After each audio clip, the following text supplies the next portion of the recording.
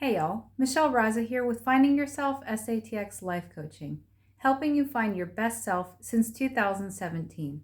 Thanks for hanging out with me today. We're going to continue discussing Dr. Gibson's self-care for adult children of emotionally immature parents, talking specifically today about the purpose of boundaries. If you haven't had a chance, please do check out our website. It's at www.findingyourselfsatx.com. There you can start your life coaching journey for as little as 99 cents, or you can download the complete digital package for less than 10 bucks. Thanks. All right, so Chapter 7, The Purpose of Boundaries. Voicing boundaries is just a way of saying who you are and what you prefer.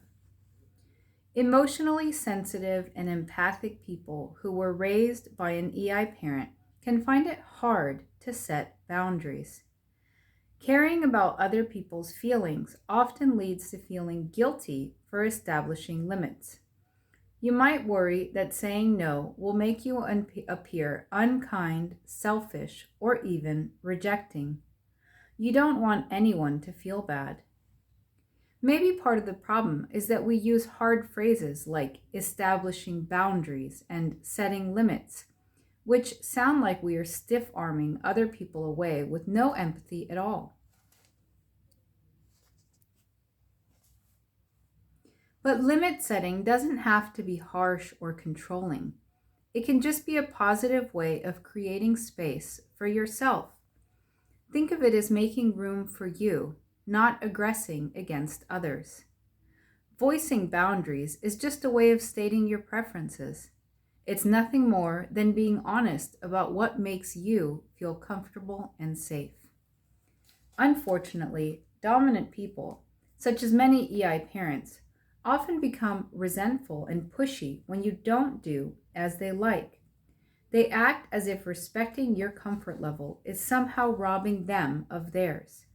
They may see your boundary as a challenge to their right to have what they want. Essentially, they accuse you of being unfair for objecting to their intrusions.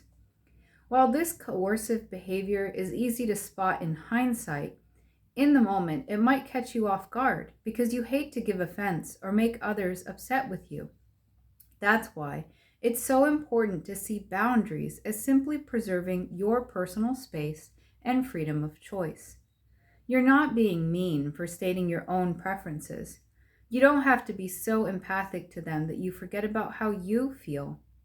In the past, assertiveness techniques emphasized standing up to others in a way that was tough, stubborn, insistent, and defensive. But all that wasn't actually necessary. When other people push too hard, all you have to do is stay true to yourself and keep restating your preferences. Emotional bullies don't have the right to tell you what you should be comfortable with. Communicating your limits is especially important in the early stages of a relationship because you get to see what happens when you don't go along with what the other person wants. In her One Broken Mom podcast, host Amy Quiriconi explains that introducing small boundaries early in a relationship is a great way of finding out whether this new person will respect your individuality or try to control you. Expressing preferences and asking for space are emotionally intimate communications. A good relationship candidate will enjoy hearing about your limits as a way of learning more about you. In fact, your honesty will be appreciated. Stating a boundary makes you a little bit vulnerable and is therefore a relational gift. You are telling the person you like them enough to be genuine with them. Someone who wants to get to know you will appreciate this. Safe people have no desire to overstep your bounds. They want to know how you feel. When you ask for space, thoughtful people may show curiosity or compassion, but they won't react with pressure, arguments, or counteroffers.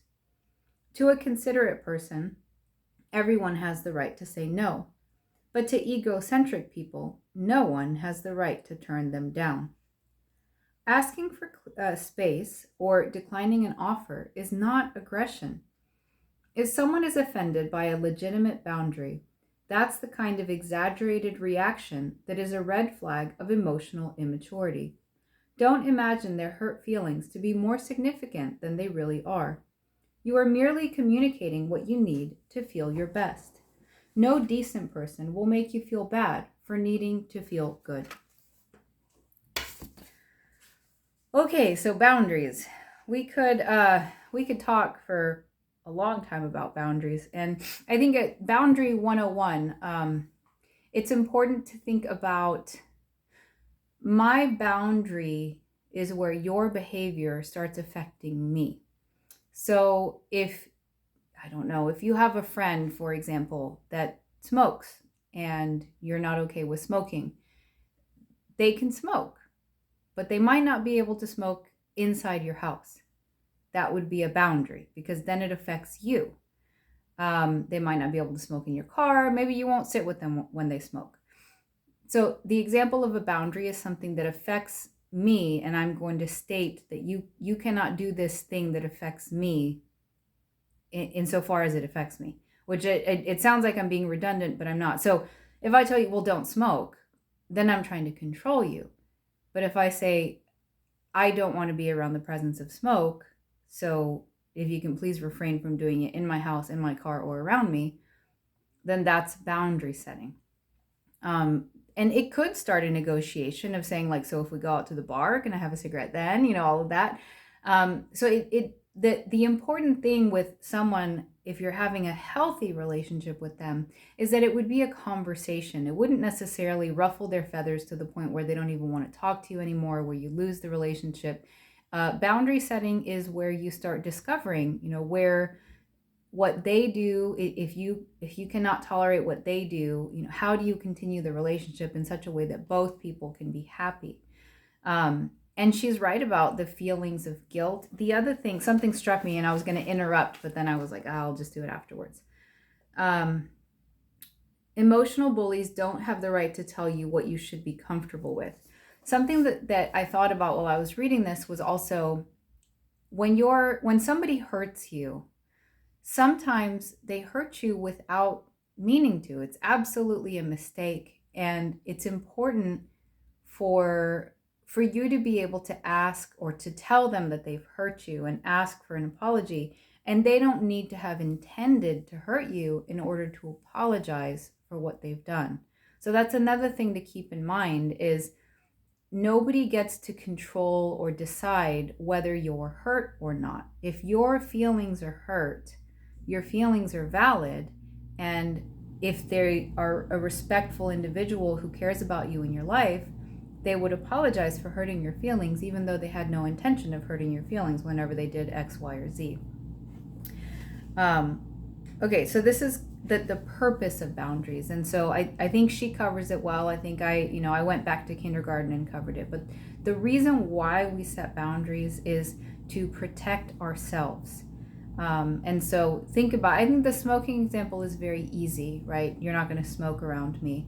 But it can be something even as loud, as simple as, if your parents yelled at you as a child and you just don't like that type of behavior and you're an adult, you can say, I will not tolerate yelling in my home. Don't yell at me, don't yell at my animals, don't yell at my children. I just will not tolerate yelling in my home. That's an example of a boundary. I'm trying to think of other ones on the fly. Give me a second to pause so I'm not just thinking here on video. Okay. So one that women may experience often in a family setting, in like a family dinner situation, asking about your love life, or for women in particular, asking when you're going to have kids. So you could establish a boundary to say, I really would appreciate if you didn't ask about these particular things, and when I'm ready, I will share. Or if I need help or advice, I will share. That's another one, giving unsolicited advice about anything, about your career, about your hairstyle, about whatever it is. Being able to say, I really don't want to discuss that right now. That's setting a boundary. And it's not, so that is more, I think, sensitive in the sense of, if they wanted to discuss how your actions affected them and you said, I really don't want to discuss that right now, then you wouldn't be setting a boundary. You would just be not wanting to have a conversation about maybe fulfilling a need of theirs. But if they're prying into your life situation and you don't feel comfortable sharing, letting them know that I don't feel comfortable talking about this right now, maybe we can discuss it another time. That is an example of more nuanced boundary setting.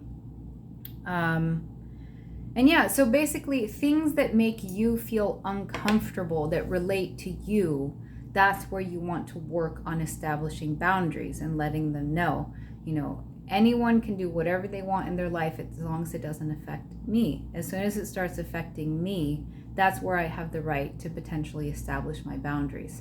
And Gibson will go into it in detail, eventually, and up to the point of not having a relationship with your EIP family. But at the end of the day, I think they are our families. We love them. We want to interact with them. And she talks a lot about a concept of relatedness, not relationship. So I'm going to go to family functions. I'm going to be there as long as I feel comfortable being there and contribute. Like if you had said, hey, I'll help you clean up at the end, and then all of a sudden you feel overwhelmed and you don't help clean up at the end, well, that wouldn't be right? Because you had already agreed to clean up at the end. But if that's the case, and that after a specific amount of time with them, maybe you can't help clean up at the end, maybe offer to help set up at the beginning, where it's quieter, where you can contribute, and then where you can get away when you start feeling overwhelmed. But boundary setting, I think if you've ever talked to a therapist, that's like therapy 101. They're going to talk to you about your triggers and your boundaries. And so establishing boundaries, not just with EIPs, but with people in general. You don't always have to say yes, especially like if you're just talking about social plans, right? You want to go out, you don't really have anything on your calendar, so you're like yes, but you really mean no because you really don't want to go. It's very important to be able to understand yourself and be able to say, I'm not up for it this time, but I'll go with you next time, depending on what's going on. And that's a boundary too. It's whatever affects you, whatever someone else's behavior and how it's affecting you, and being able to say, like, I will not allow this thing. So yeah, I think this chapter is pretty short. If you want to talk more about it, please check out my website, www.findingyourselfsatx.com. My contact information is there. Definitely open to responding to any comments on this video. I do love your comments. And then if you want to start your life coaching journey, starts at 99 cents. The entire digital package is less than $10. So if you want to pick that up, you will go through the personal vision statements, setting your goals, and then ultimately finding an accountability partner. So if you do it with a buddy, you can do it without ever having to purchase coaching services. Or essentially what a coach is we are your accountability partner. So we will help you, establish your goals, write down your vision statements, and then start inching towards those goals to become that best version of yourself. So write down your boundaries, set your boundaries, don't let people cross them. Also importantly, set boundaries that you know that you can hold, right? If you tell someone, I'm never going to let you smoke ever around me ever, and then, the next time you go out to a bar, you're like, all right, you can go ahead and smoke. Well, then that person is going to know that whatever you say the first time, you don't really mean it. And so you've lost credibility with that person. So before you state a boundary with someone, think about whether you're going to be able to enforce it, and really only work on establishing boundaries that you can hold to. Very, very, very important. So with the smoking example, because it's easy, right? I will not allow you to smoke in my car or in my house. Then that means they can smoke outside, they can smoke on your front porch if you go out to a bar, but you've established boundaries that you're willing to hold. I don't want my house and my curtains smelling like smoke. I don't want my car seat smelling like smoke. So I'm going to establish that boundary, and I know that I can hold it. Don't yell at me. That's another one that's kind of easy. don't raise your voice to me. If you do, you'll have to leave. The one about, asking me about my love life or about children or giving unsolicited advice, that's a lot softer.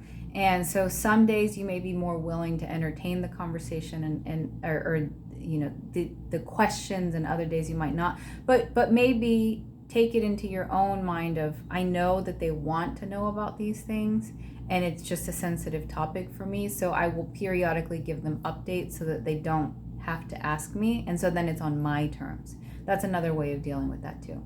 But anyway, I hope you guys are doing good. I couldn't find my calendar of when I was supposed to record, and then I thought it was this weekend. I think it was actually supposed to be next weekend. But for those of you that are celebrating Mother's Day, I hope you have a great one. I'm actually going to go see my little girl perform in a ballet recital, so I'm super excited about that.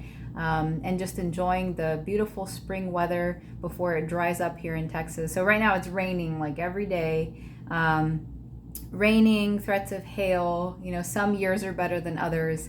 And then pretty soon we'll be in the triple digits, and then my yard will just get cracks everywhere. So it'll look like Stranger Things over here. But I hope you're doing well. Look forward to talking with you later. If you're interested in coaching services, I highly recommend the digital coaching package first, because it's cheap and then you can start your journey. But if that's not good enough for you, if you really need that accountability partner from the get-go and you want coaching services, talk to me and I will make time for you. So take care, and I look forward to talking with you soon. Bye-bye.